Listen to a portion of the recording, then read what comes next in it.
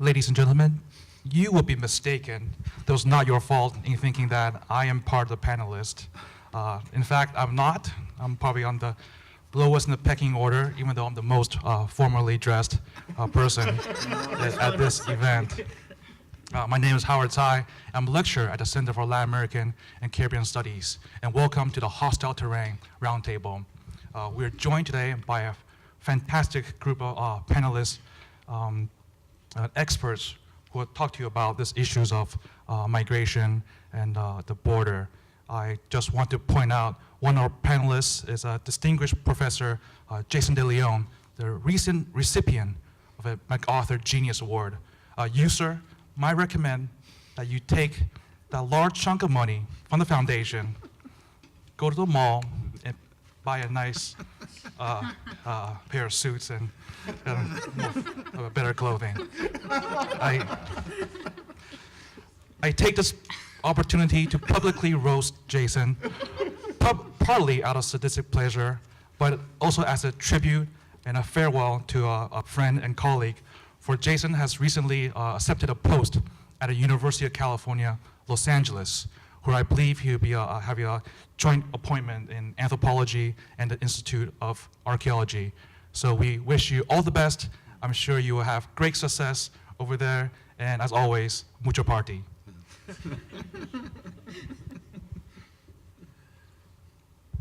Thank you, Howard. Howard failed to mention that UCLA is where he and I know each other from when we were undergrads in the Anthropology Club, but I think that's something that we can't talk about while the camera's running. I'm just going to say a couple of quick things before we get started here. The first thing I want to do is just thank the Center for Latin American Studies and Caribbean Studies. Howard, I want to thank Alana Rodriguez, who couldn't be with us here today, and the International Institute for sponsoring the series of events that have been going on for the last couple of days related to Hostile Terrain 94. I also want to thank our co-sponsors, the Department of Anthropology, the Department of American Culture, Romance Languages and Literatures, Latina and Latino Studies Program, Department of History, the Eisenberg Institute for Historical Studies, the Doña Human Rights Center, and the Rackham Interdisciplinary Workshop on Migration and Displacement. Thank you all to those sponsors for helping to facilitate the stuff that we've been doing, both here in Angel Hall and in Mason. I just wanted to give a quick little background on some of the stuff that we've been doing and kind of contextualize Hostile Terrain and the conversation that we're going to have today. Hostile Terrain, let's see here, what should I do here? The first thing I'll do is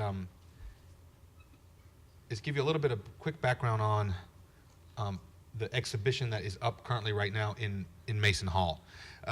Hostile Terrain 94 is a collaboration between myself, artist and curator, Detroit-based artist and curator Lucy Cahill, who's with us here today, and LA-based photographer Michael Wells, along with numerous students from the University of Michigan who are associated with the Undocumented Migration Project, which is a project that I've been running for about a decade now. Hostile Terrain 94 is a pop-up exhibition that we are prototyping right now. And I'll give you a quick little background here. So you may or may not know that between 2000 and 2019, over 3,000 people have died while crossing the U.S.-Mexico border. This is a graphic showing those deaths from on Google Earth. Mike, Lucy, and myself have been really interested in trying to translate this data into some sort of an exhibition. And so we had a series of shows that started in the fall of last year, a show called Hostile Terrain. And in that show, it's a multimedia exhibition with objects, audio, video, sound. It's a whole range of things trying to illuminate the process of undocumented migration. And one of the things that we had been really interested in doing was taking this graphic from Google Earth, a graphic that I find to be very troubling, and try to put it into an exhibition space to see if it could have some sort of a public impact. And so in the fall, at the museum, at the Maine, I always forget it, the Institute for Contemporary Art at the Maine College of Art in Portland, Maine, had a big exhibition that we were a part of. And so we developed a wall graphic, which is this thing here, that was up on in that exhibition. And when we put this up on the wall, we felt like it was missing something. So it just wasn't conveying, these dots represent deaths, but they end up kind of reducing people to these little red stickers that I think wasn't having the impact on the public that we really wanted to have. This hostile terrain itself has a series of other components, including videos from the forensic experiments, which some were detailed last night, and I'll show in a minute. But the use of trail cameras to document how bodies may potentially decompose out in the Arizona desert. Had other mixed media, so playing around with the idea of the vacation postcard, except in this case using southern Arizona as this kind of nightmare landscape for many undocumented people, but connecting that to this idea of the American West, and it's a place where people vacation, but it's also a place where thousands of people die on U.S. soil. Hostile terrain also had a mix of federal documents, objects in cases connected to different audios, et cetera, et cetera. And this work, hostile terrain, and what's going on over in Mason Hall, is this evolving translation of the anthropological work that myself and others associated with us have been doing. And I think a big part of what we want to talk about today is this kind of evolving social science artistic practice. How do we take this anthropological work, this ethnographic work, put it into an exhibition space, put it into a film? How do we translate this material for different types of audiences? And I think one of the things that unites all of us is this refusal to buy into the simplistic tropes of the tragic migrant or the heroic migrant. We want to really complicate those narratives and understand the overall humanness of this whole thing. And so this gets us back to this map. So after the exhibition in Portland, Maine, I think we were all kind of frustrated that this graphic was not doing what we wanted it to do. And so we made a decision then to take this data and to have custom toe tags made. For these 3,000 bodies.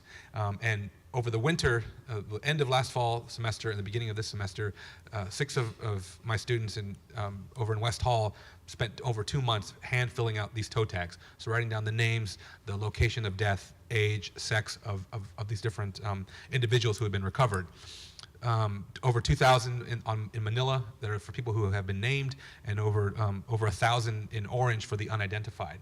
And it was during the process of filling out these toe tags that students started talking about, hey, this is really a challenging kind of practice. The labor that goes into this is really something, it's a difficult thing. And it makes you think deep and hard about these people and about this loss of life. And so it was during the course of this project that we thought, what if we took this, so this is this map. Now we've taken this map, we've hand filled out the toe tags, and we've made it, and we've hung it up on a wall. But then in the midst of this, the idea came to us, what if instead of having this travel as an exhibition, what if we create kits that this can go to a bunch of different places, and people, instead of coming to an exhibition to look at this wall, can actually be part of the labor that goes into making it. So can we get people to commit 20, 30 minutes of their time to fill out these toe tags and then to make this thing themselves? And then we thought, okay, these are just some details of this. And you can go see this in Mason Hall. This is from Lancaster, but it looks basically the same right now. What if we did this then, coming up on an election cycle, what if we did it in 94 locations around the globe in a 3-week period? So if we asked thousands of people to come together across the United States, across Europe, across Asia and Africa to show solidarity and to bear witness to this thing and to help connect this humanitarian crisis that's happening in the United States to the humanitarian crisis that's happening globally in regards to migration. And so the pop-up that we did the last couple of days has been a prototype. So we had 600 students come together for 2 days, fill out toe tags, and then make this thing. And if you go to the exhibition in Mason Hall, there's QR codes on the tags, so you can click and hear links to videos of people talking about the missing, people who are on the wall, their family talking about those folks who have died. And we will be prototyping this for the next year, and then launching in the fall 94 locations. And right now we're up to about 75. So this global pop-up really is, I think for me, is no different than the anthropological work that we do. This is just a different kind of translation of it, and it's trying to engage with a different kind of audience, which is really, I think, what we're interested in talking about today. How do we discuss the global humanitarian crisis that's happening and the social science research that folks are using to understand it, but how do we put that into different places, into spaces that people who wouldn't want to read a journal article or an ethnography can engage with this material? And so as part of this goal, and to coincide with the exhibition in 2020, we will also be showing the film Border South, which we had a preview of last night, and we have Raúl here to talk more about it. But I'm just going to show the trailer of this film, and then we'll get to the introductions here. Thank you.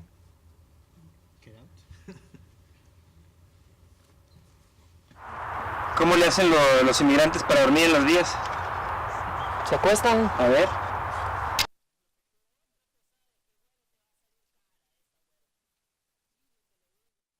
Ahorita no me importa el combiótico. Un par de chelas que son las que ando sofocado. Unas toñas importadas. Unas toñas. Si nos quedamos, bueno, yo mi maña era así, con mi ropa. Te quedas y te pones la cobija, lo que vienes. Pero estás en la cabeza, oyes el tren cuando viene. Viene a vía, ¿cómo te podría decir? Como una vibración. Y si se te hace la cabeza así, ya sabes que viene de donde venga, de largo. Ya te despiertas, ya sabes que ya viene el tren. ¿Se escucha? Cuando te tiras un pedo, güero, que se escucha. Ya estaba grabando. ¡Ah, la grande!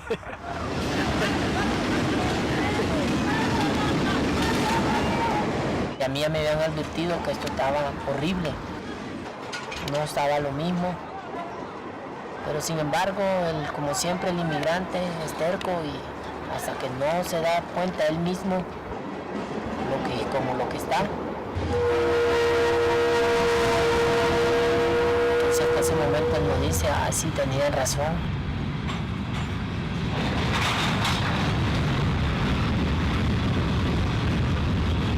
Nos contamos con la presencia de Gustavo Quiroz, que hace aproximadamente 2 meses fue baleado, estuvo en el hospital alrededor de 3 semanas, sufrió, le perforaron el pulmón.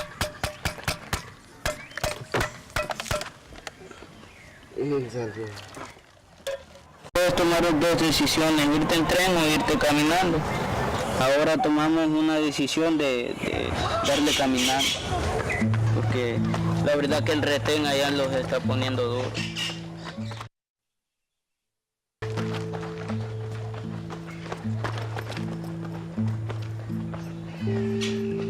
Uno sale con Dios, pero Dios lo que cuida es el alma de uno. Pero lo físico, lo que le vaya a pasar, Dios no nos protege allí.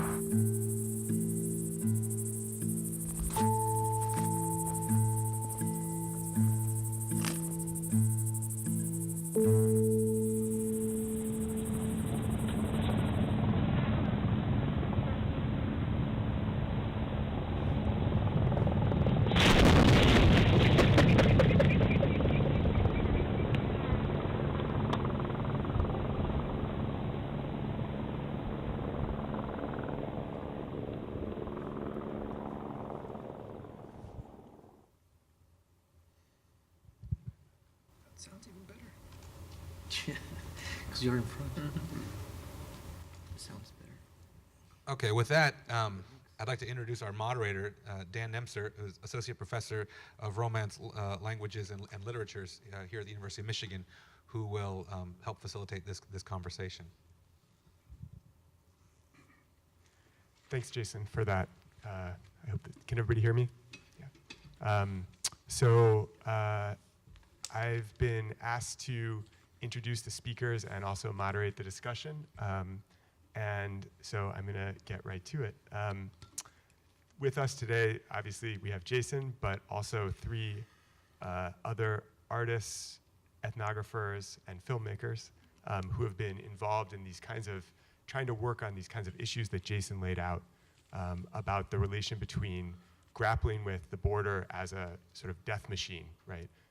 The real impact that it has on people all across the borders on both sides and all around the world, as this is a global crisis.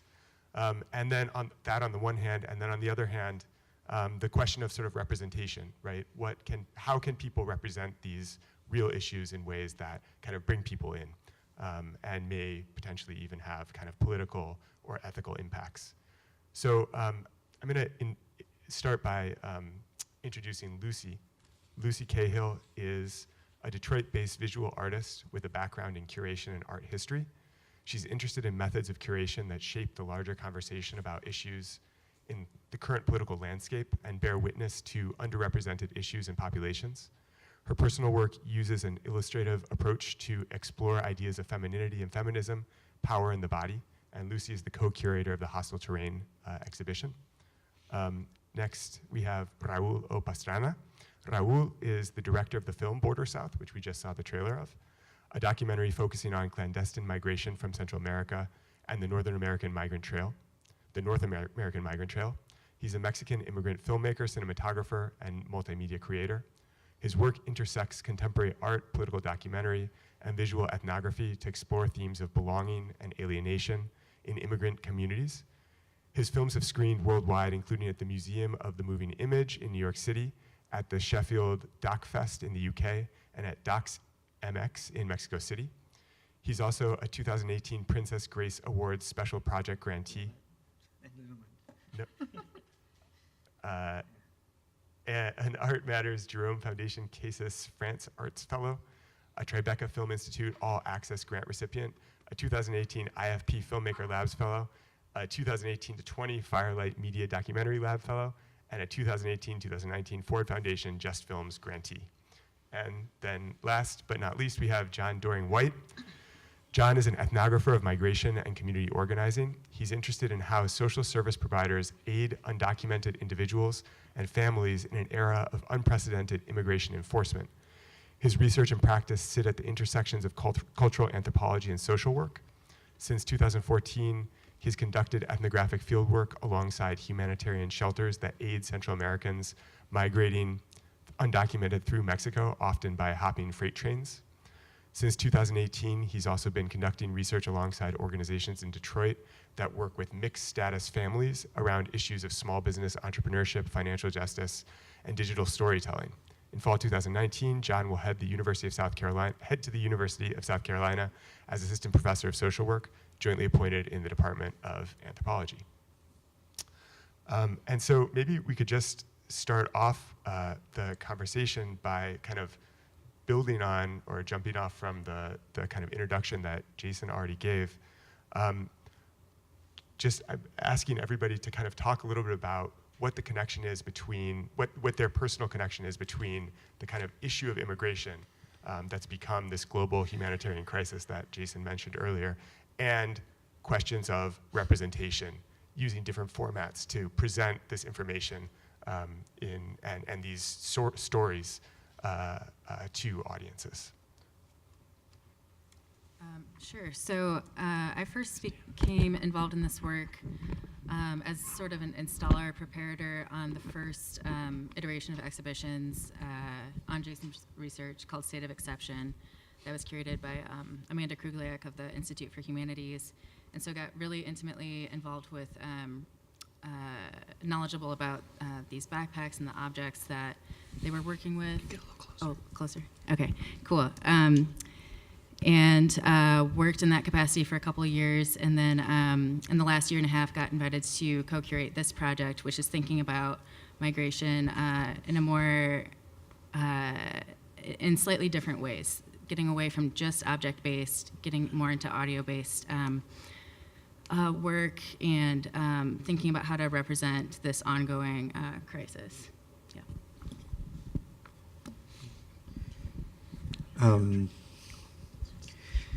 Yeah, so I'm the director of the film, and I've been working with Jason and John and many of you for many years, 2014. And the main goal of the film was to talk about that gray area that you don't see in other media and other films. The humanity of immigrants in that end. Not so much about the victimization, but also about what it takes to make this journey. And the work that Jason and John resonate a lot with what I wanted to do, so I got involved with that. And yeah, that's how I got involved.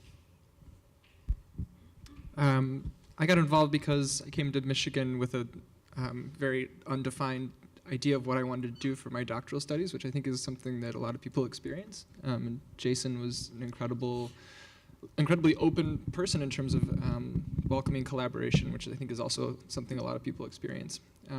And my dissertation research revolves around migrant shelters across Mexico that are assisting Central Americans. And a couple months into my field work, I met you in Palenque, RAÚL, in 2015, over the summer of 2015, and then I started field work that fall. And a couple months in, soon after Gustavo, who was you saw in the trailer, was shot, Gustavo came and visited the shelter, or RAÚL came and visited the shelter, and it's kind of that initial moment was very uncomfortable, of kind of thinking about the intersections between ethnography, which tends to be a kind of lone wolf practice where people are just kind of doing this work by themselves, to then develop a relationship with a filmmaker. It's a difficult but incredible experience too, and it's been fun to see this film develop into what it is now. Different iterations, and so I'm excited to see where it goes next. And yeah. Maybe so. One of the things that Jason mentioned in his introduction, was talking about the way that the film is trying to grapple with and represent migrants in ways that don't fall into the kind of traps of the usual stereotypes, right? The sort of noble migrant and the foreign invader. And I wonder if you all could speak a little bit more about that. How does your work represent migrants? And how do you think about these kind of tropes, right, that circulate so widely in political discourse and kind of like the political imagination, not only in the US, but around the world? And what kind of strategies have you thought about or used to kind of dismantle these stereotypes? I think one thing that we're doing that is new in this pop-up, but also the larger exhibition that it comes out of, the Traveling Museum exhibition, Hostile Terrain, is using audio interviews. I think that's been a really helpful part of humanizing people, making the viewer realize that the migrant being interviewed could have easily been them, if not for luck and privilege. Hearing a human voice really, I think, elicits different emotions than other forms of artwork. So I think that's been really helpful in terms of that. And we also included that in this pop-up in terms of the QR codes. We have some audio from female migrants about their experiences crossing the desert, and how that was specific to sort of a gendered experience too.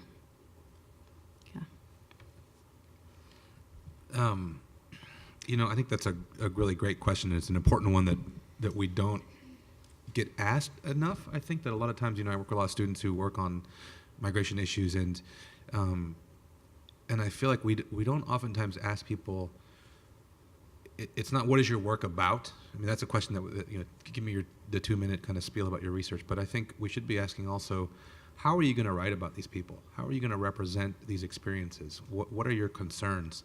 And I feel like we oftentimes have that conversation rather late, or people are expected to kind of figure it out on their own. But I do think that we should be putting this question to people more up front. And I know for me,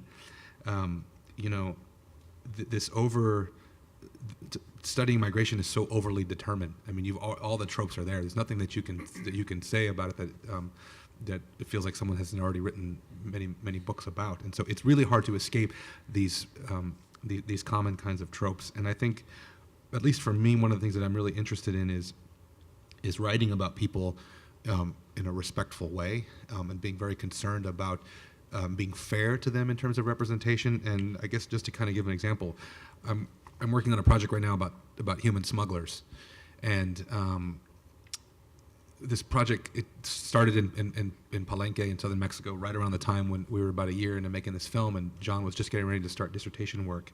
And then I decided to do a project on smugglers, which is a really ethically treacherous territory. How do you write about someone who profits directly from the vulnerability and misery of others, and who oftentimes can be very directly involved in the perpetuation of violence of all shapes and forms against these folks? When I decided to write about smugglers, the thing that I thought about is like, well, I could write a book about these are totally heroic folks. And I could spin it that way. That would be pretty easy. I could also spin it and make them the most evil people that you've ever encountered. But I wouldn't have to do any work to do either one of those narratives. I could stay at home and write a book about the evil smuggler from my couch. But what I decided was, like, if I was going to write about these folks, I took kind of a lesson from a friend of mine, an anthropologist named Philippe Bourgois, who, and I've heard other people quote this quote from him. I've never actually asked him directly. This is exactly what he said, but something to the effect of, you can't write about people unless you love them in some way, shape, or form. And I truly kind of believe that, or at least deeply like them. And for me, so writing about writing about smugglers, I feel like if I can't find something to like in these folks, something to respect, something that hints at their humanness beyond this occupation, then I have no business trying to write about their experiences if I can't be fair to them on that level and find some kind of human connection. But so that's kind of what I'm always looking for in these forms of representation is what are the easiest kinds of routes, the path of least resistance, and then let's not take that, and let's find some other way to represent these experiences and to write these stories. Yeah, I mean, interesting that you said that, because the novel Migrant to me has always been very problematic. You either have to be a super hero ideal or super victimized or super criminal. And when I wanted to start the film, I was tired of that narrative. Almost every film about immigration, being fiction or documentary, has one of those elements. And in my personal experience with family members and friends, when they talked about their experience of crossing, I've never seen that reflected on any of those films. There's this, what I would call humanity, what makes you complex. They talk about the bad things they did in a way that is accessible. They talked about how horrible it was in also a funny way that is accessible. And to me, there were these coping mechanisms that are there to do this journey that are never shown. You either show the victimized, like on tent, which is true, that's true and that should be shown. But this other part that how migrants themselves want to be reflected was not there. The director or the researcher always make the choice to show them in a certain way, and that was missing to me. So when I learned about Jason's work and how he was describing his work, I was like, oh, there's a place here that I understand. When the way he talked about, the artifacts, and so that's why I contacted Jason to talk about this, and that's what something from the very beginning of the film that. I wanted it to highlight. I wanted it to, I believe that, I don't believe in objectivity, like you write something the way, but in general, even when you go do a research, you're already influencing it, right? So, and as a filmmaker, I'm also already influencing it. But also, whatever they show you is something that's important, and I feel like it's been omitted on all these films about immigration, I cannot believe that an immigrant will not tell you how they, laughing in a joking way, how they, like in the film yesterday, how they grab a dog, he poop on them, and they still, but how he had, but you learned something. He had to watch his shirt to fool immigration. That's the story that people will take on, but they omit the other stuff. And that other stuff to me is very important because that shows you what it takes, the little mental things that have to happen to cross. And so I decided from the very beginning to let all that fly. Gustavo put in his portrait there, saying he's the first migrant on the visa. He probably knew he wasn't, but he still did it anyways. And those are the little things of how they want to be portrayed that are always omitted. You always go through the dog probably shot him and then immigration caught him. You go to he was killed, you playing on all these little things, but you omit this important part. To me, are very important, and I feel that reflected on work that Jason did. That's why I contacted him and John, and I just, that narrative is also very important because just last one thing, when we talked about immigration here, talking about this being in 2020 before the elections, and as I used to be an immigrant organizer, it was very for day laborers, and it was very frustrating because they're never part of that conversation. It's always the perfect migrant on the liberal side that never committed a crime, or on the Republican side, the one who's a genius who, I don't know, broke a code or something on physics or whatever. But they're the majority, everybody's in the middle. And if you don't humanize that, then you cannot talk about a humane, inclusive immigration reform, and that is not being talked about. And I feel that that's what the film and Hostile Terrain, I hope it will do, is that we'll open that conversation so we see the complexities and that everybody should be included on these humane immigration reforms and policy that we do. Otherwise, we're always going to have these two types of migrants, and that's just not the way things are, and that's not the way it should be. I'll just add a little bit that I think that one thing, I think what you mentioned about objectivity, you being there as a filmmaker, as an ethnographer, is always already influencing the situation.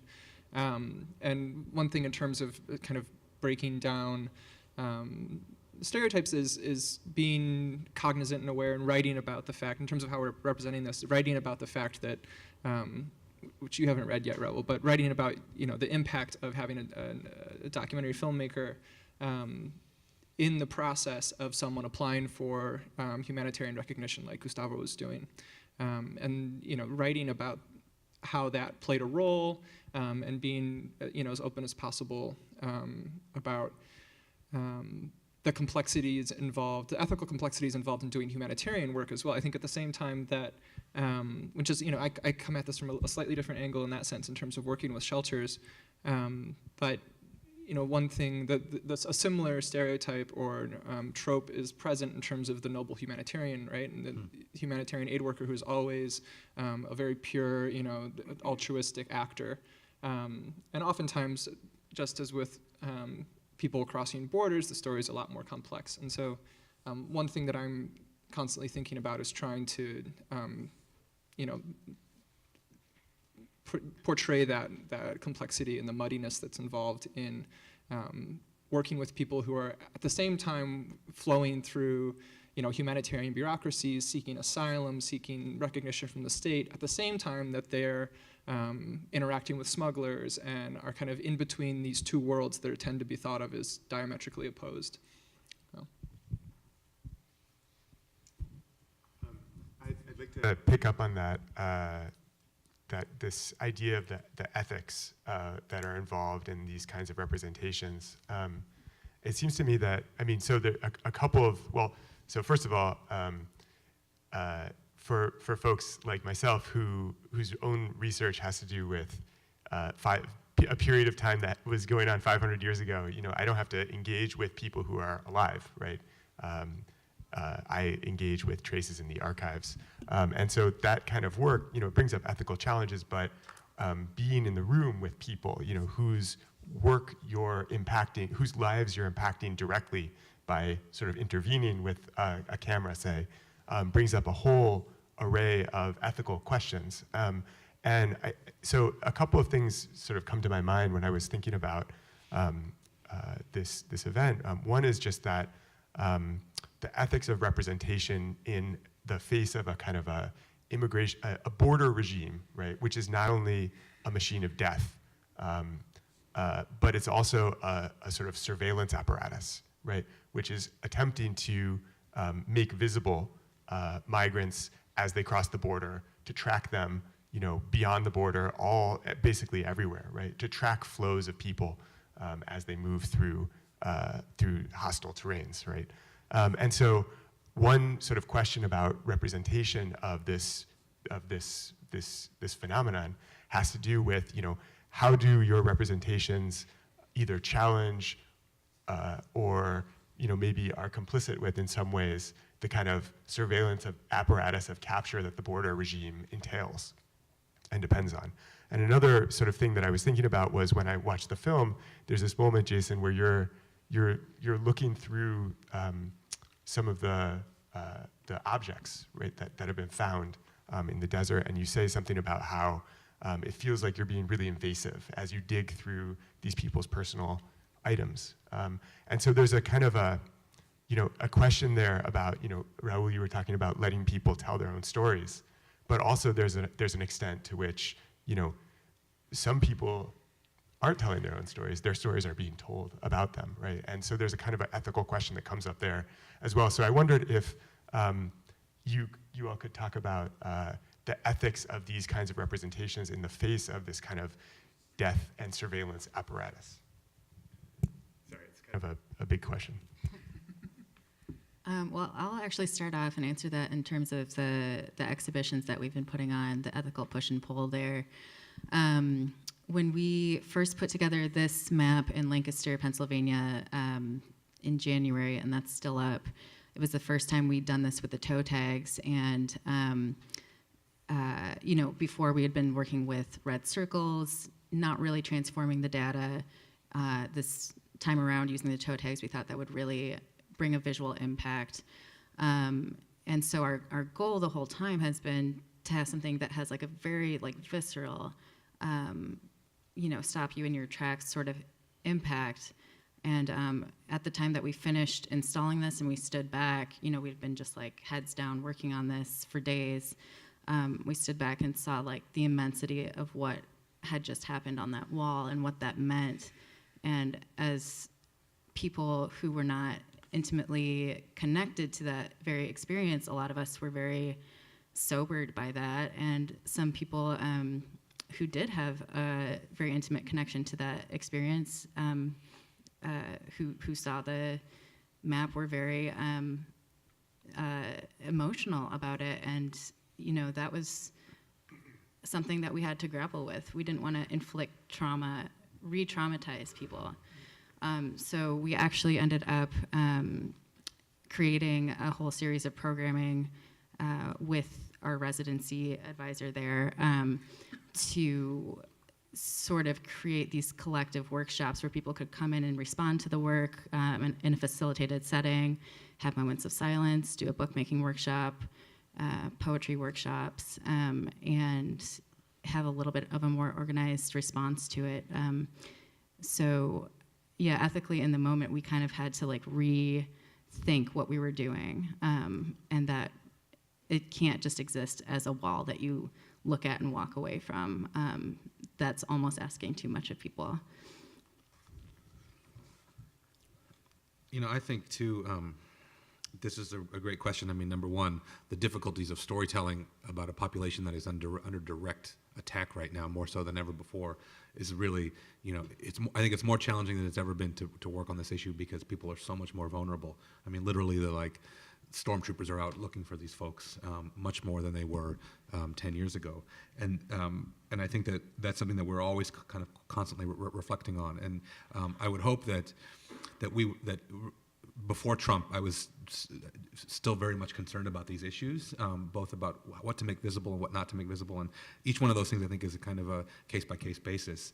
But I think your other question also is something that we all really struggle with, is this idea of how do you tell someone else's story? And I get real tired of this whole bullshit of like, you know, my work is giving a voice to the voiceless kind of thing. I hate that phrase so much, especially in the context of US-Mexico border stuff. As someone who spent 10 years working with the objects that migrants leave behind, I've heard a lot of people say to me, you know, I incorporate this work into my artistic practice, and these objects, you know, they're giving a voice to the voiceless. And then I would say, but I don't hear their voice. I hear your voice through these objects. You, the artist who gets to make all these kind of curatorial decisions. This is a population that's still very much alive. If you want their voices, you just have to go and ask them, and you could directly incorporate those voices into the work. And we've tried to do that over the years in different ways. With the writing, you know, I'm a big fan of, rather than me reiterating what someone has said or synthesizing it or paraphrasing, just hear it from them directly. So with like my first book, numerous passages of just uninterrupted text of someone else's voice, and the editors being like, can't you just synthesize this? Can't you make this shorter? And I'm saying, like, it's better for it to come directly from their mouth than it is from mine. And if we're going to be giving lip service to this idea of helping to give a voice to the voiceless, then we need to recognize that these other types of writing or these different forms can do that. I think it's more tricky with the exhibition work and finding ways to bring in the voices of migrants. I would say with our first kind of series of exhibitions, State of Exception, that particular exhibition got a lot of press for the giant backpack wall, and people have just are enamored with this wall that I have come to really not like anymore. I think it was an important piece when we did it, and I think now I would never do it again, despite the fact that we get constantly asked to make this border wall, this backpack wall. And one of the issues I had with the backpack wall was that people would come and look at 1,000 backpacks on the wall, and when they would make up whatever story they wanted, or they would feel something, but it was kind of like, it was coming sort of from their own psyche, I think, about this stuff. And it wasn't until we started embedding speakers into the backpacks where you could hear the voices of migrants, the uninterrupted stories that they were telling about their experiences, that I began to feel sort of more comfortable with that way of representing that story.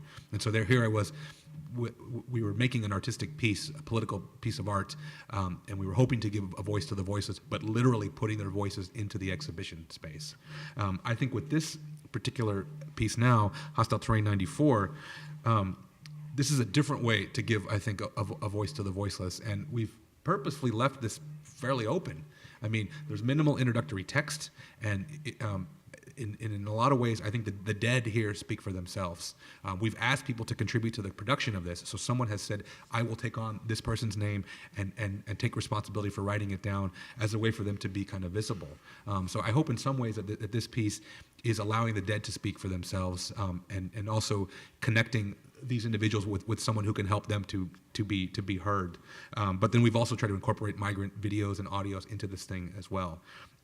But I think in general, this idea of how do you ethically tell someone else's story is one that many migration research scholars don't spend enough time dealing with. I mean, we just assume that because we're studying migration that we're all good and we're sort of fighting the good fight and we're well-intentioned. And I don't think that's enough at all. I think that people need to be really self-critical about what are you doing, how are you doing it, because I see oftentimes too much overconfidence in this work. Like, well, I work with migrants, and so my work shouldn't be up for scrutiny because I'm doing a really good thing. And I've never felt good about this. In terms, I always feel like, God, am I screwing this up? Am I telling the wrong kind of stories? Am I appropriating someone else's misery? And I think if I don't have that feeling, then I'm worried about these issues of representation. But I think it's one that we need to be constantly having a conversation about. Yeah, just some specifics about the film. On the filmmaking side and in general, I just don't believe in objectivity, and that's true. People have this idea that ethnographers, and this was very refreshing to work with a lot of the ethnographers that are here, is that ethnographers go there and then they let the stories come in, and then objectively they write about this stuff. I think everybody brings their point of view already to it. So if you're a racist or you have an unconsciously bias, you're going to bring that even if you're an ethnographer. So I think it's important to have, that's the importance of including different backgrounds on filmmaking or ethnography, because you bring that point of view when you're going to make a movie or when you're going to write a book or all of that. You bring that sensibility. On the film, you mentioned that particular scene. I left that scene mostly as a cinematic thing because that especially the words that he says that you need to get up close and personal. To me, you have to get up close and personal, not just like go there and let the vibe of the place, be an ethnographer or a filmmaker and do an ethnographic film and just let the vibe of the place to influence you, and then you come back and do a work of art. You bring yourself and you put yourself in these places where you'll get to know the people. And yes, the work I could make the movie in so many different ways. So my own point of view and my own experience as a person that I am brought me to bring these parts of the movie that of the story that I don't feel that are told in other movies. So I make those choices. So those are choices that I've made. And so that's sort of what I think it's. I don't know if I'm answering the question well, but it's my point of view in it, but it's also a point of view that comes with a background as well.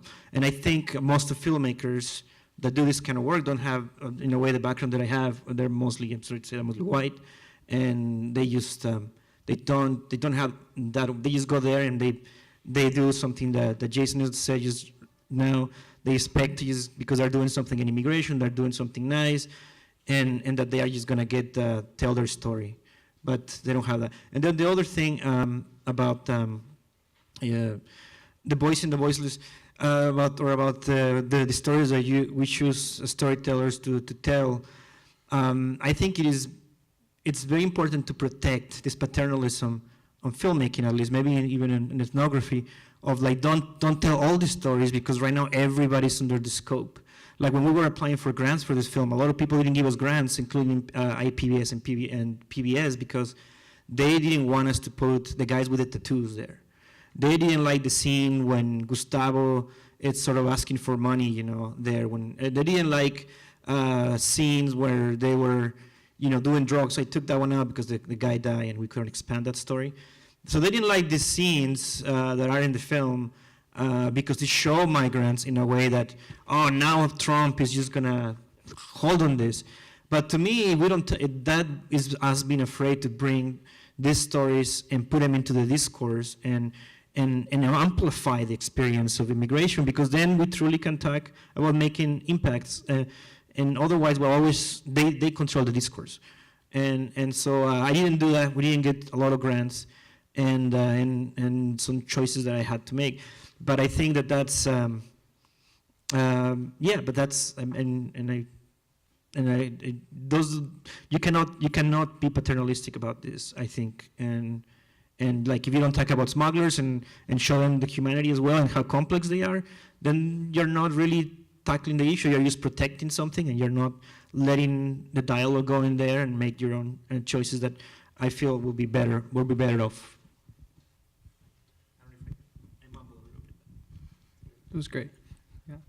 I'll just say something really short. One thing that I write a lot about is the tension between representing the just immense number of people that are moving through Mexico or crossing the border. I think the one thing that I appreciate about the exhibition is the density, right? I think if you look at the image, the original image you were talking about, you see the circles overlapping, but when you see the number of toe tags literally coming off the wall, that's a really important aspect of the exhibition, I think, and from my point of view. And the way I see that relating to my work and my writing is in terms of how people that are working within migrant shelters experience the constant flow of people passing through. People are generally passing through shelters for a day or two. And so I write about shelter vision, kind of becoming numb to the suffering that people are witnessing and experiencing on a day-to-day basis. And then at the same time, working with someone like Gustavo, who's was staying at the shelter for going on 5 months, and kind of a constant thing that I'm trying to write about and make explicit is that tension between acknowledging the fact that these are tens and hundreds of thousands of people who are taking on this incredibly dangerous journey, and yet also having that kind of long-term relationship building with someone like Gustavo, and writing about that tension for me is important in terms of how I'm representing this in terms of ethics.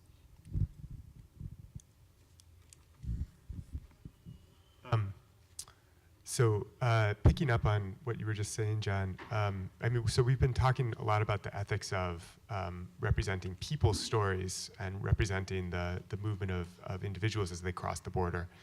But I also wonder, I'm thinking about the exhibition with the dots on the map and the tags. On the one hand, you could read that as a kind of a representation of people, right? People's movements. And people's experiences. But you could also read it as a representation of the border itself, right? The border as a machine that does something, and many things. And so I wonder if you could talk a little bit more about how this work, how it represents the border. What are the politics of that representation? Of what the border does, right? What the border looks like. It's clearly not a line, right? It's clearly not a wall. It's something else. So how do these representations show us the border in a different way. Just like we were talking about the stereotypes of individuals who cross the border, you know, we have an image in our minds of the border as a narrow line that divides two countries. But maybe the exhibition shows us a different image or a different view of the border that does something different, that does a lot of things in a lot of different spaces. Well, I think, first of all, one of the things that this visualization shows you is that the violence totally extends beyond that line. And it might not be a border patrol agent. It could be hyperthermia, miles and miles above, north of the border. It could be, blunt force trauma. It could look like many different things. And so I think shows you that violence, it's not limited to that space. And also, one thing we're trying to show here is that this is not just data, it's not just numbers. And I think that the collective action over the past 48 hours that all of these students have gone through has really made that impact conceptually, and then translated that into a visual impact this way. Yeah.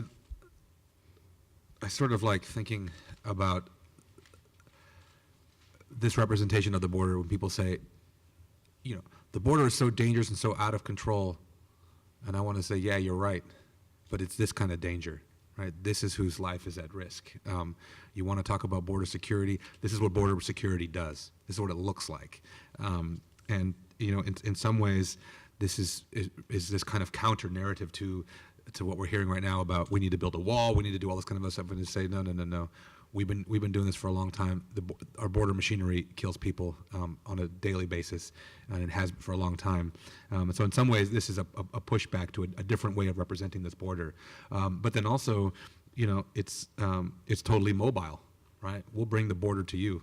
And I find that the farther we get away from the U.S.-Mexico border, the more you have people who fall very hard left or right on issues of security and immigration.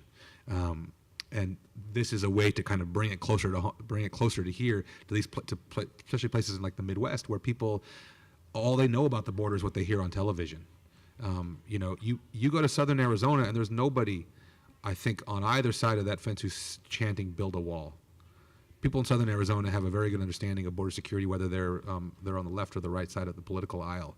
They know that there's other stuff going on and there's other security issues that are in place that are doing this. They might want just more of this if they're anti-immigrant, but there's definitely nobody saying, we need a wall down there, because they know that it's completely ineffective. And so in some ways, this is a way to get people much closer to the U.S.-Mexico border, so they have a more deeper understanding of it.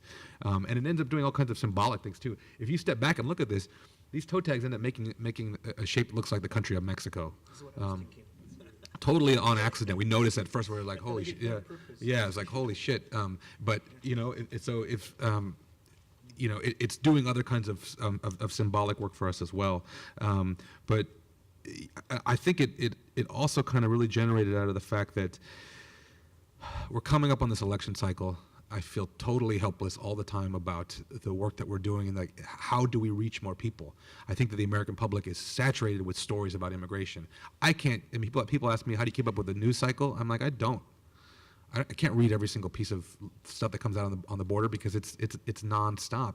And so if someone who is like knee deep in this stuff, can't find the time and energy to read all this stuff, how am I going to expect the kind of average American to want to get more informed? And so this is an attempt to kind of instead saying, you don't have to read an article, you don't have to go to Arizona to get close to this, we'll bring it to you and let you see a different representation of this border. So at least, I don't care if this changes your mind about anything, but at least you've seen another kind of perspective on this whole thing. And we'll see then if that is if that's impactful or not. But I think you can get into all kinds of really, that's an interesting question about, what does this representation of the border do now for this kind of current conversation? Now, I hadn't thought about that, but I think that's one to really be keeping in mind. Yeah, that's a really good question. It's a really good question. Finally, you mentioned about the looking like Mexico, because like the title of the film is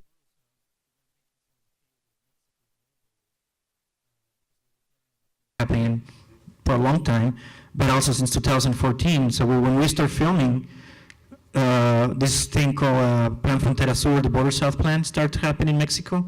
And it caught us off guard. Like, we were talking to people and they're saying how hard it is to cross.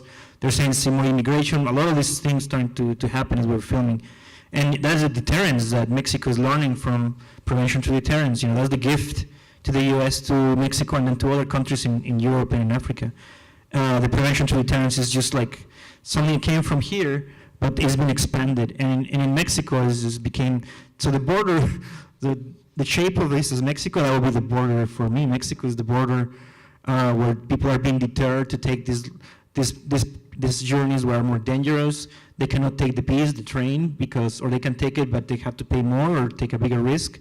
They decide to walk, and this creates more danger for them, and they want to be deterred to make it up here. And it started not with Trump, but it started before that. But with Trump, you know, all this starting to get more vocalized and visualized, and so the border, and you know, you can make the argument that the border is even southern, Central America, and you can even go to South America, and you can even, Africans are coming to the Americas as well. You can continue, and you can even say here that if you're undocumented here, you're bringing that trail with you as well. So it is, doing this film, I learned that how murky it is, and when you say and that's some of the chaos of the film, is that the border is not linear, the border is just everything in whatever this deterrence has led these migrants to cross. So it's very complicated. So I like that symbolism that came out of, that looks like Mexico, but it was not intentional, but maybe it was, man.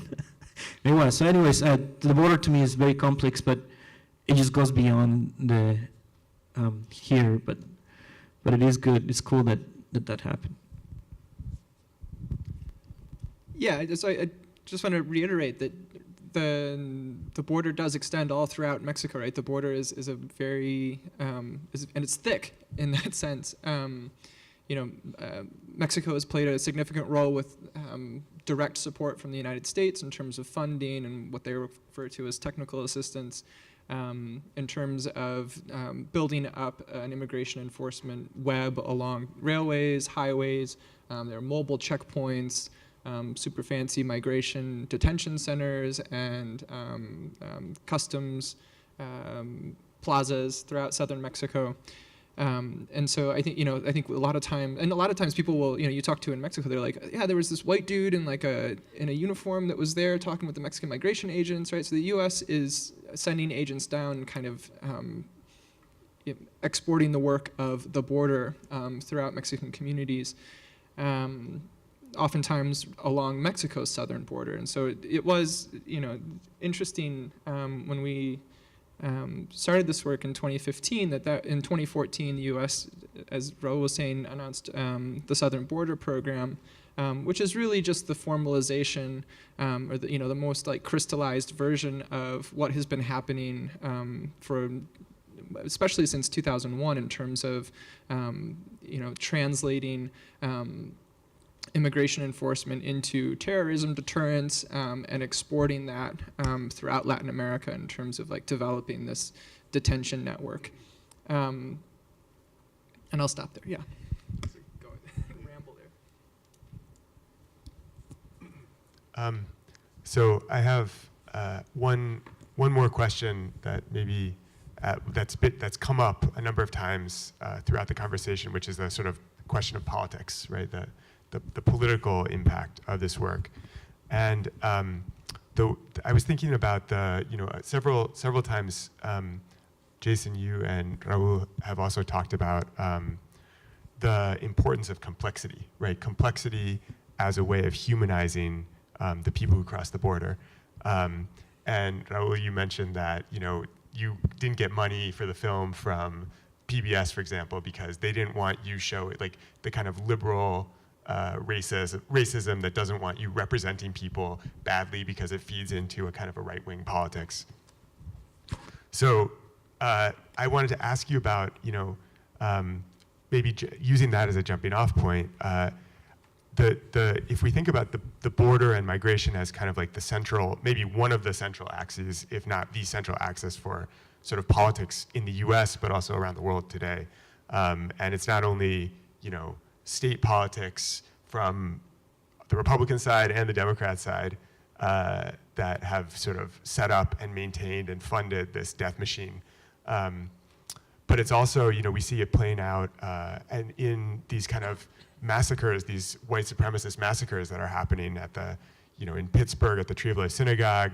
The reason that the guy gave for killing these people is that they were Jews who were facilitating people crossing the border. Kind of like, there's this kind of like white supremacist logic of white genocide, the idea that the kind of like identity of the country is being contaminated.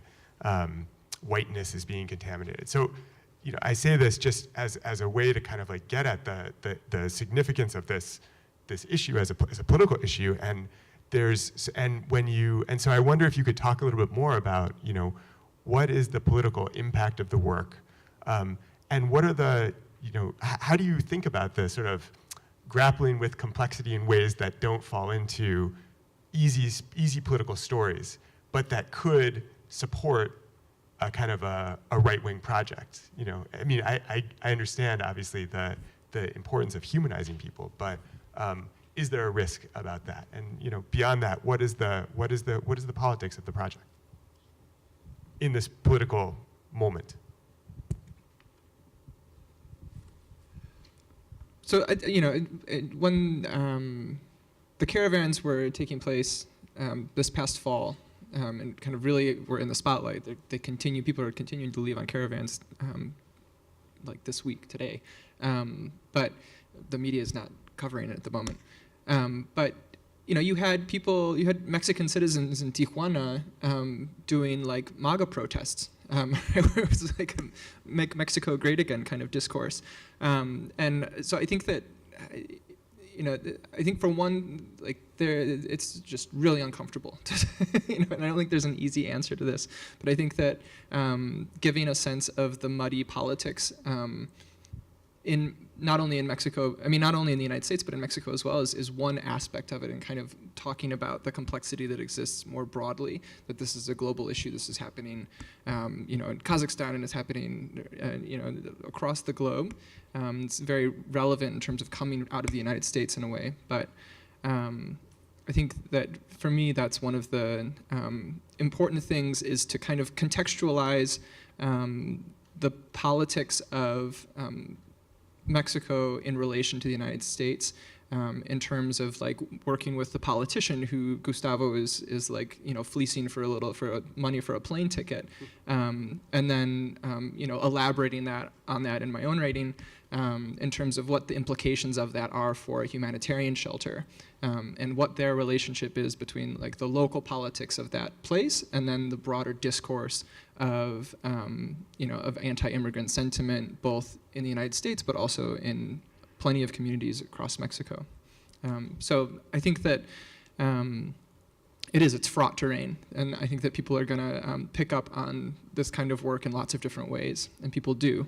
And so that there's only there's only so much you can do, but it's also for me just a matter of trying to give as dense of a portrayal as possible. I'm glad that you asked us this really hard question here at the end. I would say my approach now, as someone who's had to do a lot of growing up politically over the years, I began this project in 2009 thinking that it was an apolitical archaeological endeavor to understand undocumented migration, and that politics were totally separate from any kind of science that I wanted to practice, which just goes to show that I'm an idiot. And I had to do quite a bit of growing up over the years. And I would say now the way that I grapple with this politics is that my politics are way more aggressive now than they ever were before.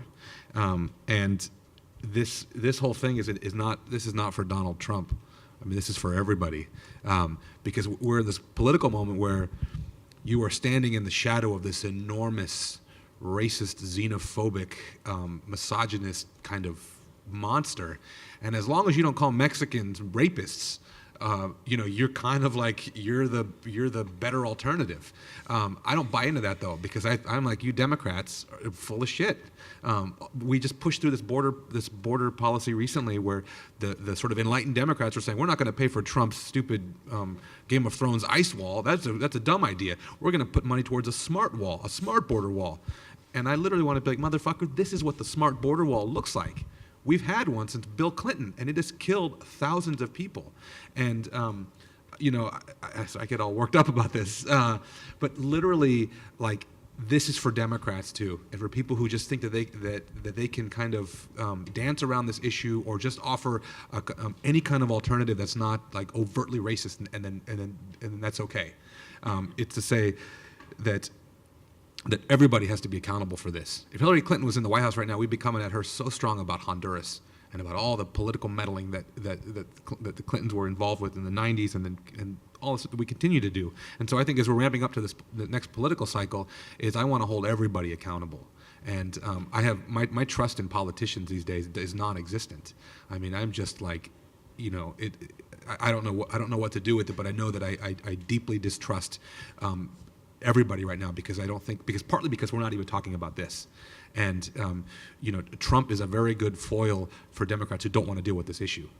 They want to just offer some kind of alternative that seemingly is a rational one, but is totally ahistorical, is totally removed from this long-term discussion of this humanitarian crisis. And so I think for us, like, this is a political jab at everybody around, and to say, okay, you want to talk about immigration, then talk about this. You want to talk about immigration reform, then I really want you to talk about immigration reform and have a deep understanding. Why is nobody talking about prevention through deterrence, this policy that's killed thousands of people? Why is nobody talking about the thousands that have gone missing in Mexico as a result of Plan Frontera Sur that has been funded and encouraged and supported by the U.S.? All of these things that are not coming up that I think in this political moment, we can't just say whoever comes next, as long as they're a Democrat, that things are going to be great. Of course, I think that we have to say whoever's going to come next needs to reckon with all of this. So in some ways, I think this political project has ramped up and made me way more pessimistic about this whole thing. And I would rather just be overly vocal about this stuff and have like.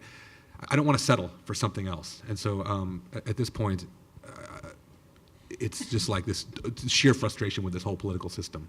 And so my response, and I think with a lot of this response, is just to say, fuck this whole thing, and talk about these things. And then convince me that you're going to do this you're going to work towards kind of some sort of political change. But I'm madder than hell about this, more so than I ever have been. And it's not even Donald Trump that I'm mad at. I mean, he's just the figurehead for this much bigger issue that's happening, I think, on both sides of this political spectrum. And I think a lot of Democrats are using him to their advantage to push through other kinds of things that are just a reformulation of the old, or a reiterating. It's a wolf in sheep's clothing in a lot of ways for me. Yeah, and I guess I would just say that in this highly toxic political moment, what we're trying to do with Hostile Terrain 94, that this is the prototype for, we're going to send this installation to 94 different locations around the globe. It's really a way for people who are feeling numb and helpless in this situation to make some noise worldwide and really spread this information. Like Jason said, this is not something that started in 2016. This has been going on for 25 years and before that. So just trying to make sure people are informed and really get that visual impact. I think also we've learned since starting this project the power of collective action, and I've seen that not only in the 600 students who filled out these tags in 48 hours and the dozens of students who helped us put them on the wall, but the collective action of the extended network of the Undocumented Migration Project, and how people working in a group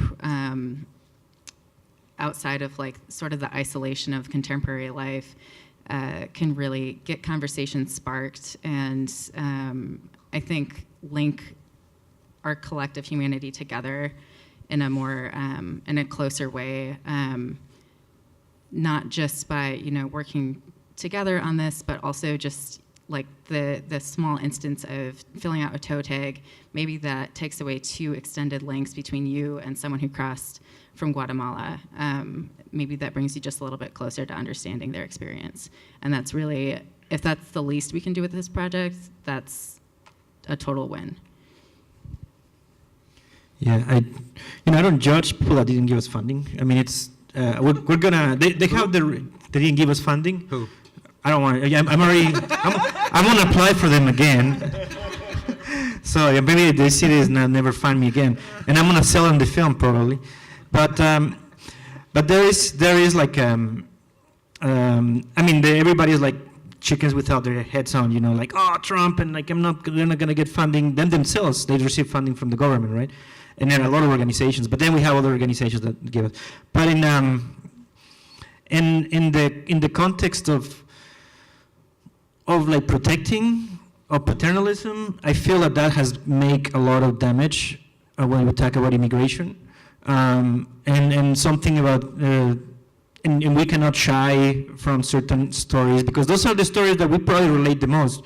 I mean, when we tell stories about something funny that happened to us or whatever, those are the parts that we can see us on the other, and those are the parts that sometimes people don't want to be shown because they want to protect a certain narrative of the migrant through this political process. And then I am also. I also didn't want to change it because we need that dialogue. This is not something new. Democrats have done, or liberals have done that before, in which they don't want to talk about this. They just want to talk about a certain type of migrant that could get them something, in there. But we need to talk about all of it because migration is not going to stop, and we need to find ways that we are welcoming to that and that are proactive and positive. And that's something that we should have been tackling it before prevention to deterrence. And instead of having done prevention to deterrence, another path should have been taken that was more proactive. But because of racism and because of the ineptitude of politicians, including Democrats, I mean, Obama deported a lot of, maybe more than Trump. So these are like the things that I don't want to put the finger. I want to keep that there present with whatever I can do. And I think this is very important. Not only film this, the work that these guys do is very important to put out there because they challenge you to see migrants in a way that people in power don't want you to see them. Because if you can relate to someone, then you cannot use them, you have a harder time using them as a political gain. And I think this exhibition, the film, and the work that Jason and everybody here have done in the past, I think that challenges people to see the other, and I think that's a good thing.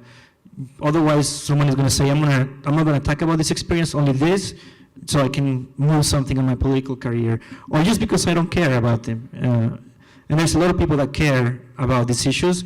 They're not given the tools to see this, and I think that's the other importance of this work is that people will get to see something and pass it around and feel refreshed about it.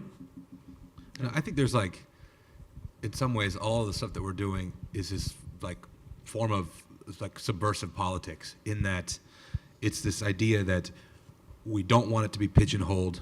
We don't want it to align itself directly with one political party or another, because I think both political parties have major issues with dealing with this issue. And so to do that, to have everybody be accountable, I think part of the way in which we do that is to not offer simplistic narratives. To say the complexity in some ways is a form, by showing the complexity of it, I think it's a form of political action, in that it holds everybody accountable in some way, shape, or form. Because I do think that it would be too easy to provide these simplistic narratives. People can say, well, this is, as if there's some simplistic answer to this issue.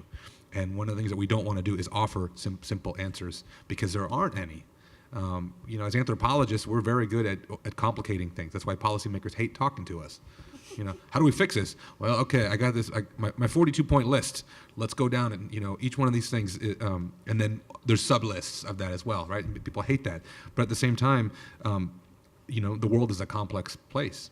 This is a complex issue. There's no one fixed solution. And I don't want to give anybody the illusion that we'd somehow would figure this out, that it could be fixed overnight. And so, but part of that too, I think, is holding everybody politically accountable, regardless of whether they're red or blue. And so this project, I hope, and the film and others, is presenting alternative ways of thinking about this issue that that maybe can't be so easily pigeonholed. Unless, the only pigeonhole that we want to be in is that all human life is of value, and that we should have global empathy for people. That's the one hole that I want to be put into. So we have about a little bit over a half hour for questions from the audience, and there are people who have microphones who have microphones who will distribute them so that people can ask their questions, because since it's being recorded, it would be helpful to use the microphone.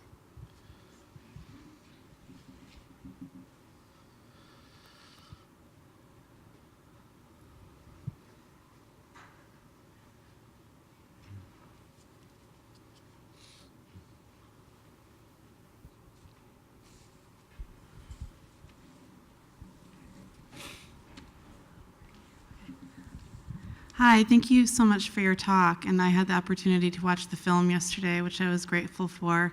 I'm a PhD student in social work and anthropology at Wayne State, and really interested in your use of how you're using art and anthropology. Just everything you've been talking about in terms of how to represent. Your work is very interdisciplinary. And I'm wondering if you could characterize your collaboration among backgrounds and fields. I'm also wondering, in terms of the sites that you've exhibited in so far, how the audiences have responded, who the audiences have been, and I'm kind of curious what the locations are for the global exhibition that's to come.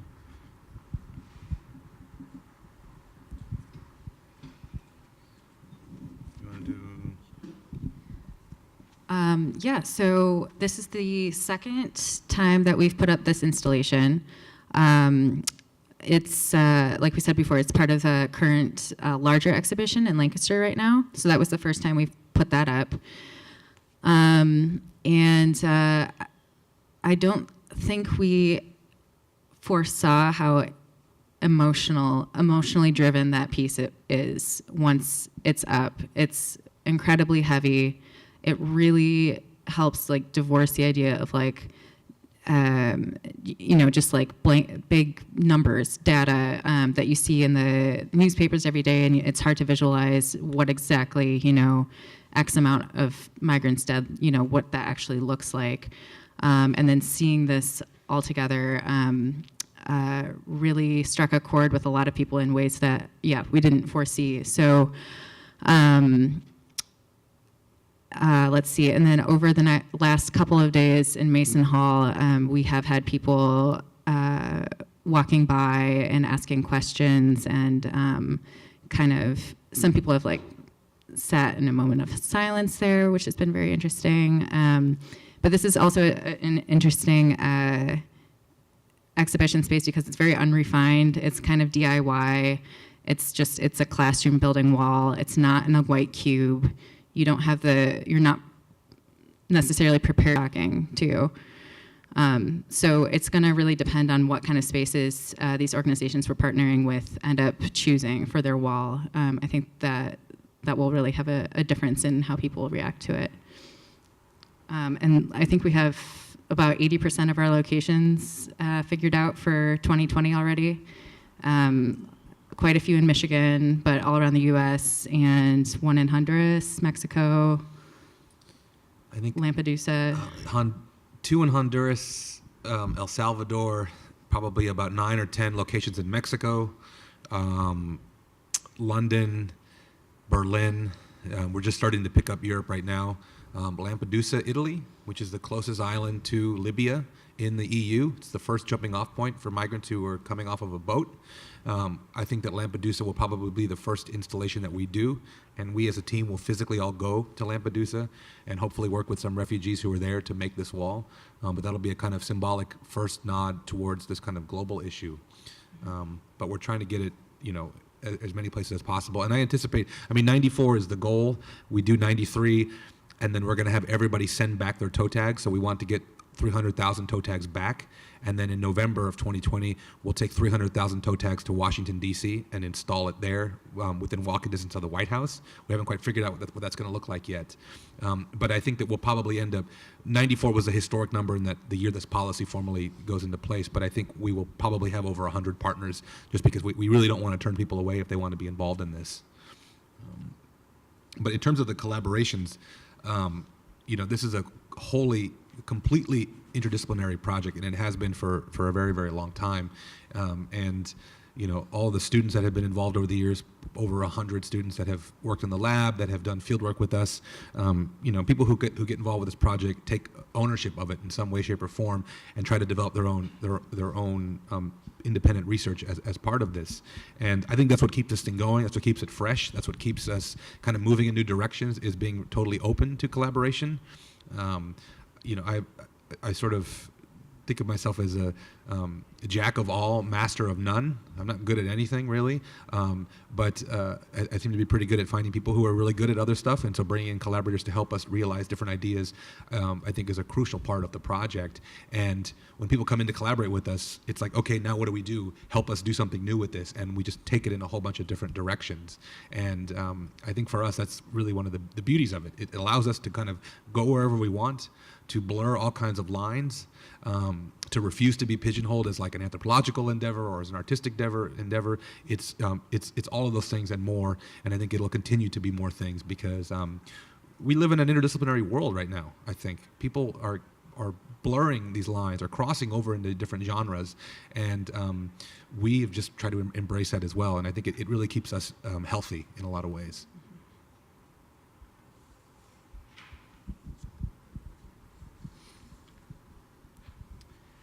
Hi, my name's Ed Traeger. I first wanted to say thank you to all you guys. It's a really cool project. I like a lot of aspects about what you guys are doing, and as Jason mentioned, the very interdisciplinary aspect of it. Earlier on, Lucy had mentioned, I think, about, you know, it's not just a bunch of data, and you want to present. You all have mentioned that you want to present these individual stories, which are very, provide a lot of, these stories, individual stories provide a lot of impact in ways that amassing the data perhaps do not. But in an interdisciplinary way, I'm curious, are you doing things with the data too? I guess I come from a data perspective, I guess, because I'm a database programmer, right? But I'm very curious because, for example, when I was down at the School of the Americas Watch Encuentro in Nogales back in November, and on Sunday they did like a litany of all these people, and you hear the names of people and their ages, and you listen, wow, these are really young people. Like a lot of them are really young people, so that kind of stuff, like thinking about, I'm just curious, like, about the demographics of these people, like, who are they? Like, they're not just migrants, they're like, are they students? Are they, what are their lives like, and what's the diversity? Are there any grandmothers in there? Are there mothers in there? We know there are, right?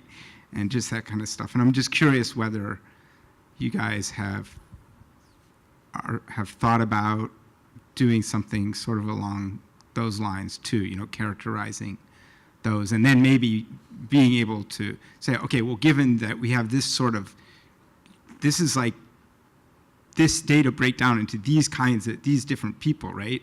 We have all these students, we have all these young people. Okay, so let's make sure we have stories of these people, individual stories that kind of are representative of these different groups of people, right? Because they're also not just like it's not like a homogenous group, right? They're coming from different countries, different backgrounds, different ages, different genders, and so on. Does that make sense? Yeah, definitely. So one thing with this installation is, yes, it's made out of 3,200 plus individual tags, but because of the layering, you only see a portion of that, and because you can't really touch them, it's hard to see, the whole scope of what's under each layer. And I think one way that we are hoping to rectify that is with our QR codes. You can use your phone's camera to kind of scan these codes and get 4 or 5 stories from individuals, varied individuals. So you do get sort of a more detailed look at just a couple of people's stories. But yeah, maybe you can talk a bit about the demographics breakdown. I mean, I think with all of the stuff, we're very interested in the individual because that's who we typically connect with on a personal level, whether it's Gustavo in the film or other folks who are in the film. Some of the folks that we've connected with that are represented on this wall. So there's the one toe tag that I write for these walls is for a woman named Maricela Zaguipuyas, whose body we found in 2012. And I've written about her life extensively, but she's one of thousands of people. Her story is important, but also trying to understand what happens at different scales. And the project that we do, this exhibition, this film is just a portion of a lot of other stuff that we're actively doing. And so we work at a bunch of different scales.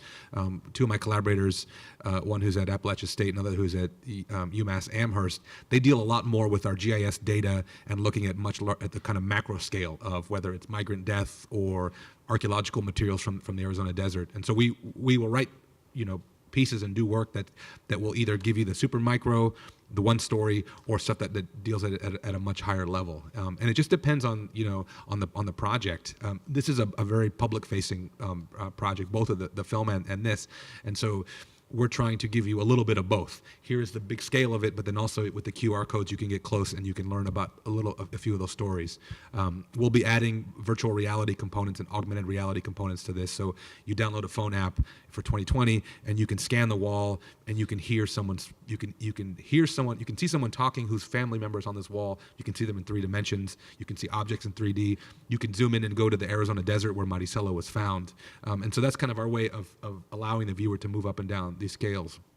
But with other work that we do, the more academic stuff that folks are working on with this project, they're dealing with that data at the more kind of macro. And I tend to want to be more micro.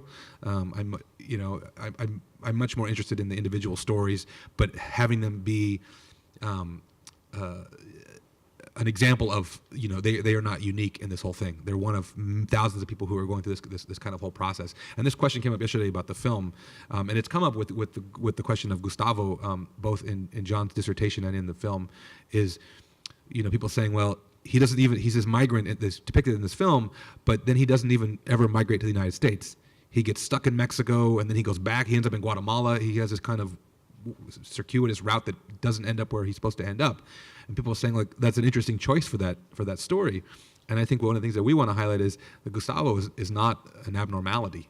He is becoming the new norm of people stuck in route, and this new type of migrant that is moving around that doesn't fit into this mold that would have before. And so I think we're trying to use these stories to be placeholders for these much bigger kinds of issues.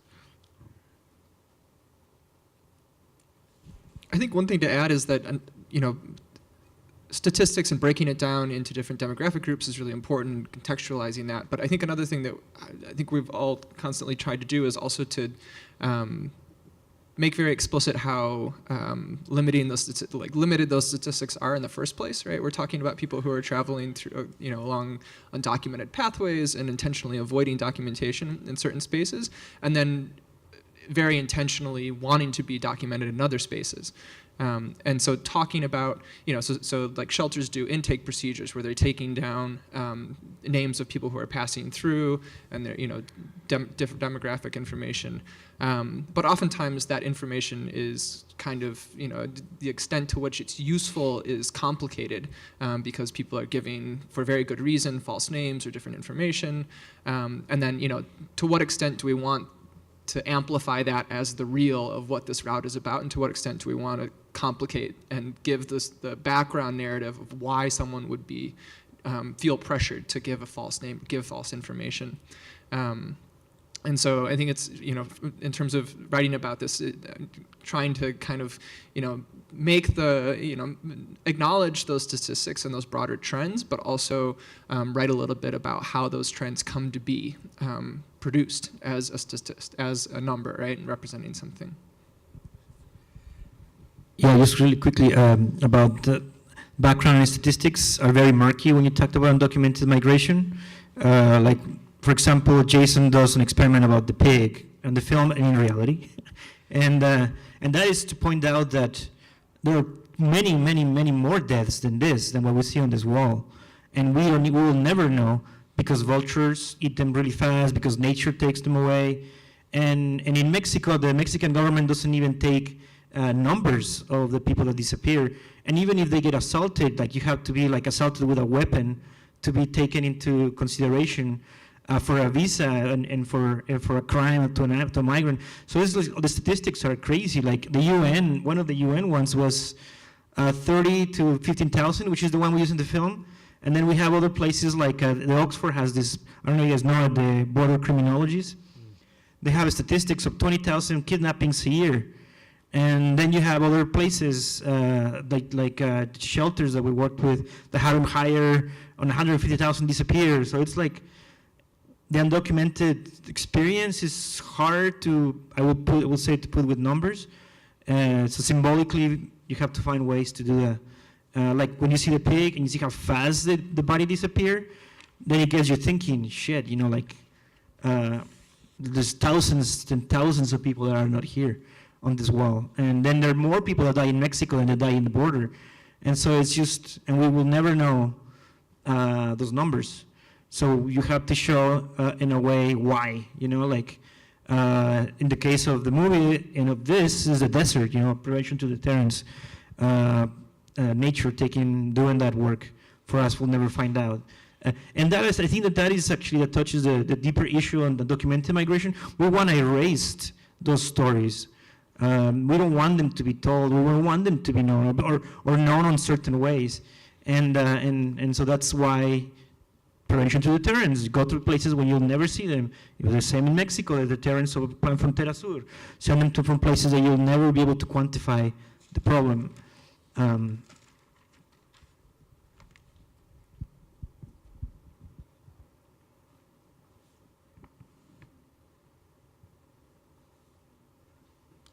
Howard? Uh-oh, here we go. Well, thank you for the wonderful roundtable discussion. I have a question about a interesting and curious quote I think Professor De Leon mentioned, is that you have to love the subject to really know them. Now, let's say I study 1930s rise of fascist regime in Germany. Do I really need to like these guys? And so the question could be for the ethnographer, could for you, RAÚL, the filmmaker, or I think Professor NEMSER mentioned the distance you have with historical text. But on the moments where you go through this text and you say, oh, this guy's a real jerk, but that same disdain and distaste fascinate you and makes you want to understand that subject even more. So I'm flipping that quote around. Can dislike or hate drive you to understand certain subject or certain individuals?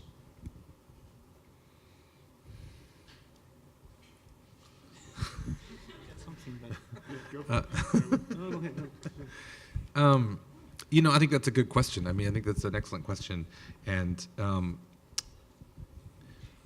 I don't think I'm someone who could be driven by hate to be committed to a project in the long term. I think I could write an angry piece about something that upsets me, but I don't think I could necessarily spend a lot of time with some. I have to find something that feels fulfilling in the work, and so I think if I was working on issues of like the Holocaust, then white supremacy, I'd have to find, okay, maybe I don't love white supremacists, but maybe I deeply empathize with the people who are their victims, and so I'm writing about it. I want to write about this thing because I care about these people who have been injured by this thing.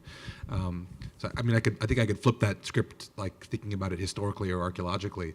In terms of like with ethnography, I've toyed with the idea of doing a project on white supremacists. And I felt like I could spend, I've spent time with skinheads, Nazi skinheads who, you're all right for a Mexican kind of thing, I can pretty much drink beer with anybody. And I've been really fascinated by those folks, and especially the kind of moments of humanity that come out in conversations that I've had with like super racist people.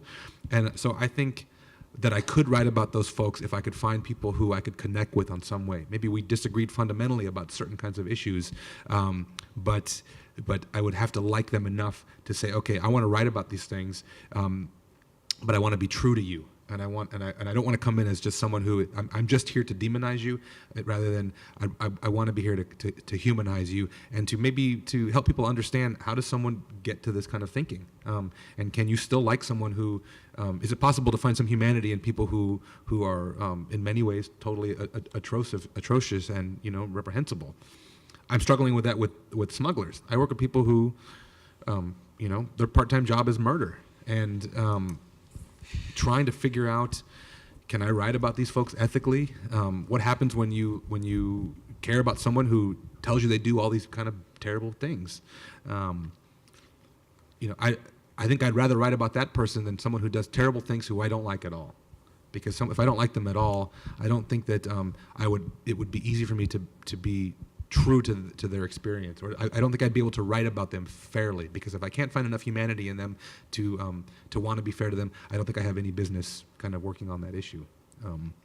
But that's a real struggle with ethnography, and that's my kind of take on ethnography. I think some folks do ethnography that can be really important theoretically, but it kind of sits at a high level where you don't ever get to know the people kind of up close and personal. You get to know about a people. And for me, the ethnographies that I remember the most are the ones where I can remember people's names, and I feel like I care about these characters who are in these books, and so that's the kind of work that I want to do, because I feel like I can better write about someone if I can find something in them to respect. Yeah, I think so. In the context of shelters, right? I think shelters are these like really supposedly pure humanitarian spaces that are altruistic, and I've talked about this a little bit already, but I think that one thing that, I have a lot of problems with shelters, and the kind of paternalistic attitude in a lot of shelters. At the same time, there's a sense of like solidarity and grassroots assistance.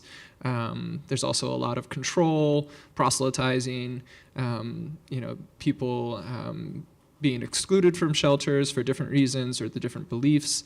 And so I think, that's an important aspect for me, is to be honest about that and to kind of address the complexity of humanitarian care and the way that humanitarianism is as much a process of caring as it is a process of controlling to an extent.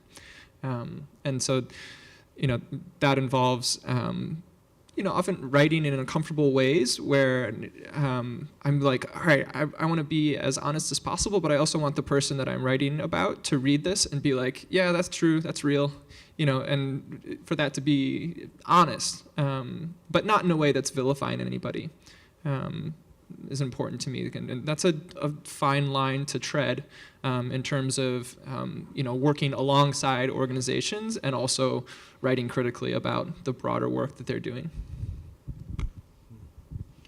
Good question. There are many answers to that question, I think. One, when you talk about racists and all that, then there's also complexity there. Like right now, how are they being used by the system to call Mexican rapists and have Islamophobia? There are no basis for those, but they're being used through other means, by keeping them poor, or keeping them in their privilege. Some people that have benefited from that privilege, they might not want to lose it, so those narratives work for them. You know, the Great Inquisitor thing.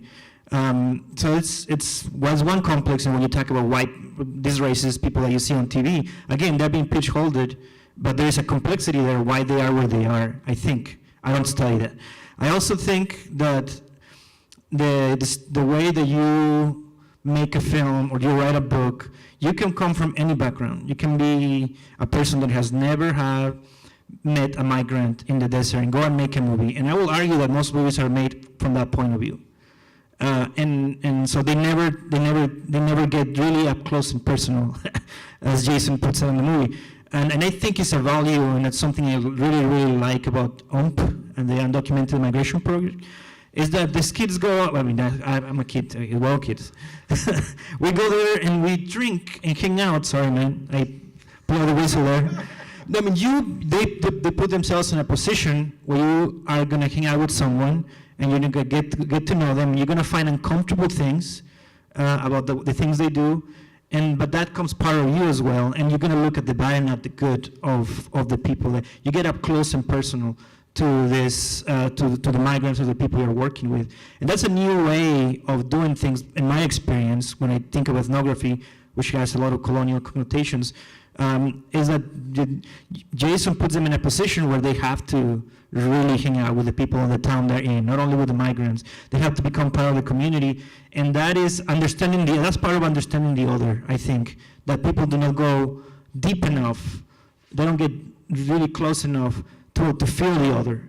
And that's a problem I have with films, with books about the subject, that's missing, and I think that's it's not the only way to talk about immigration, but it's in a way that is not used as much, and it's a way that I really like, because it makes you like the other, it makes you want to be there, it makes you want to have fun with it, to drink with them, to cry with them.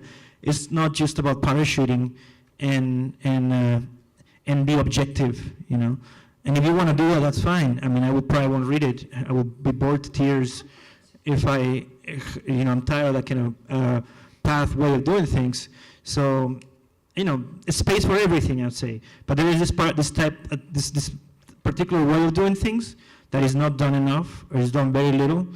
And in order to get to that point, you have to really, really, I mean, like them, love them, have done it yourself, right? Put yourself in that position first. And sometimes you can't put yourself in that position. Sometimes that position puts you there. And then you have to find the ways to express that.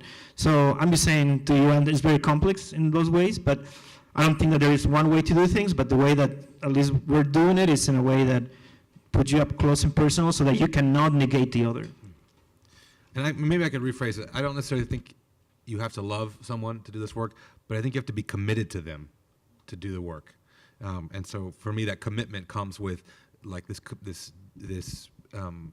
development of a relationship, one that's based on a lot of time, so that you can tell a nuanced story about their experience. And you know, oftentimes I think for me at least, that commitment to folks comes with this fact that, you know, I like being around them, and they maybe like being around me.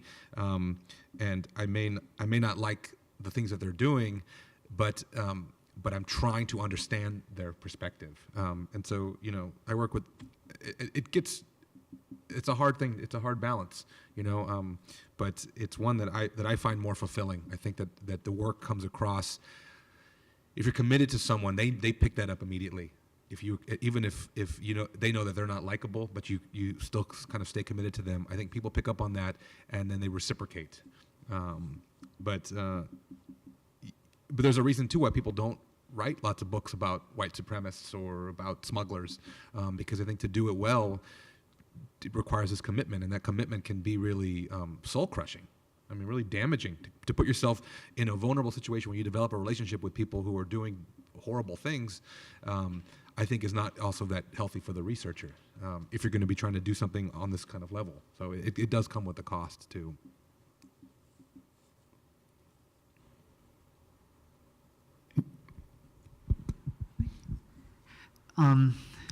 So I am struck, fascinated, outraged by the visualization that you proposed through the exhibition. And I guess that going and having the audience going through that type of emotions is part of the point. I value the work that you do. At the same time, I am wondering, so there are multiple types of data that we have about the experience of migrating, the journey, either through Mexico, crossing the border. And there are multiple types of stories that can be said depending on which data we choose. So why death specifically? There are other types of data that could have been used, but why death? And how does the selection of death impact the types of portrayals about immigrants, especially when it comes to their agency?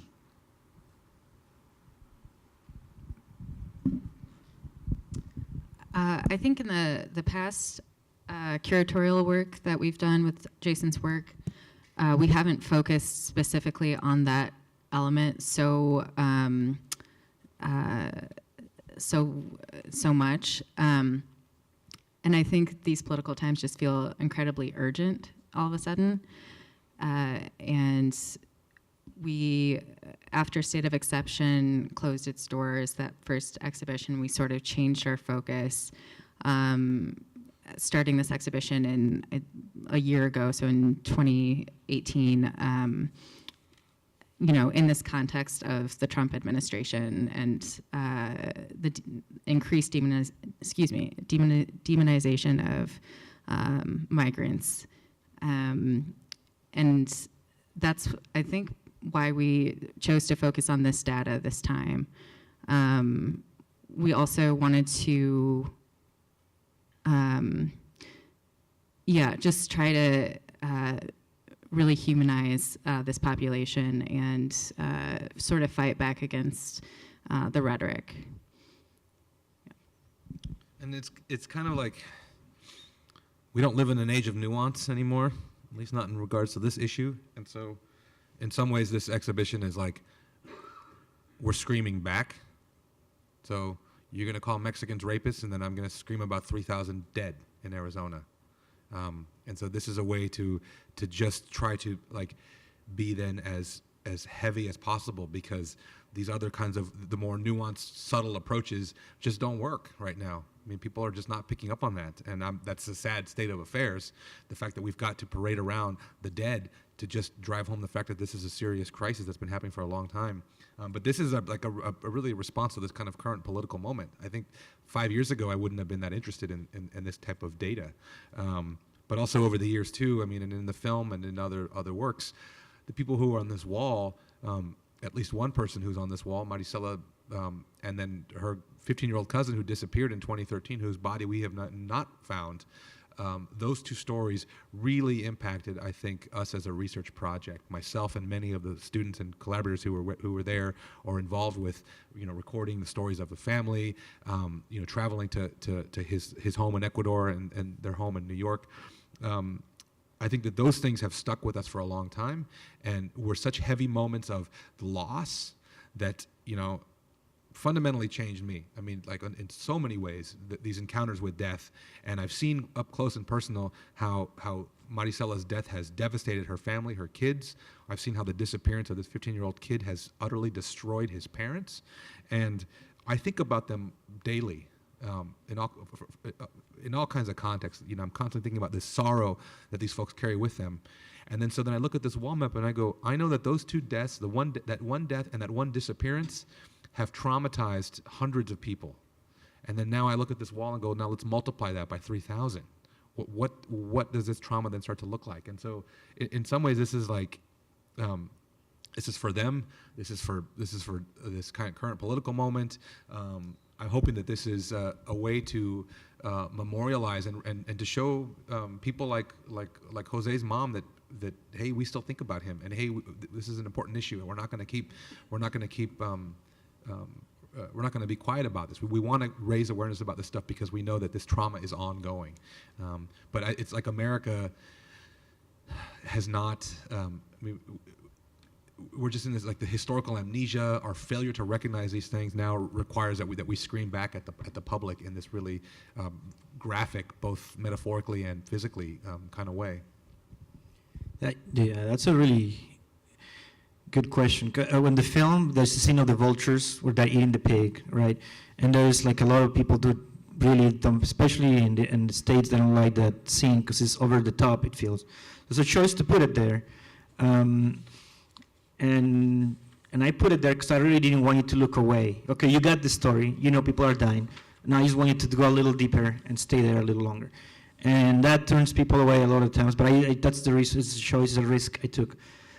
On the overall of the whole, and I would call the documented migration project, the way I see it is that there are many ways to come into the narratives, and that's the cool thing about this, is that you can come through the screaming back and the death and look at this, and then find out through augmented reality, and then find out about the film. Or you can come through the film, and then find out about this, and then from there you find out about that. And so there are more ways to approach the issue than just one, and different ways that will hook you in. So you go deeper into this whole, like, in the film, I have the violence around, but I don't have it in there purposely, except in that part, the pig, which is in there. But I hope that through Q&As and through the spaces, people will find out more about it. And I also hope that when they go here and they want to find out more about migrants crossing through the migrant trail, they will go see the film. And I hope that the augmented reality will also have another aspect of the story, because it's impossible, I feel, to do it one way. And I think that they all should hook, and I think they are doing, they hook each other to find out more in different ways. So you as a human being that are complex, you can come in and approach it in one way, and then find out more through the journey that is presented through these different ways, interdisciplinary ways to do this. And I would just one last thing to add to that. As part of Hostile Terrain 94, we're working with all these these partners all over the place, and we're asking each one of these locations to say, look, we're going to give you the kit to build this. You have to organize your people to fill out these toe tags. We'll give you the film, we'll give you the virtual reality component, but we want you then to figure out, how does this make sense locally? What do people on the ground there want to do with this? How do they connect it to their own community, to their own immigration issues?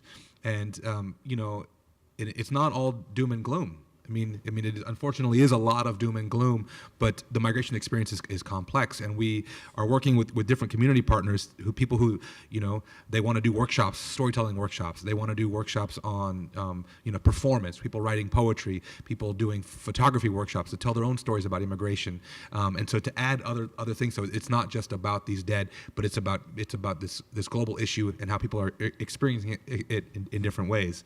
And so that's kind of part of the kind of whole DIY component of this, is that it's relatively cheap to install, and then we give you tons of freedom to do whatever you want with it. And so if however you want to spin it, how you think it's going to be appropriate for your community, we are working with folks to let them do that. Because I think it can be too easy to just parade this around and have it just and be utterly focused on the negative. And I think that we want to allow space for people to engage with this, and then to find also some kind of productive and healthy way to work through this, whether it's through mourning, or whether it's through witnessing, or whether it's through writing about their own experiences, their own take on this stuff. We want to give people that opportunity to build on this and keep it really, really open. And so our partners are crucial in that we want them to have that flexibility so that they can make this their own. Okay, we've gone a little bit over time. So with that, I think we should thank the panelists for participating in the roundtable, and thanks to everybody who came out. Thank you, Dan.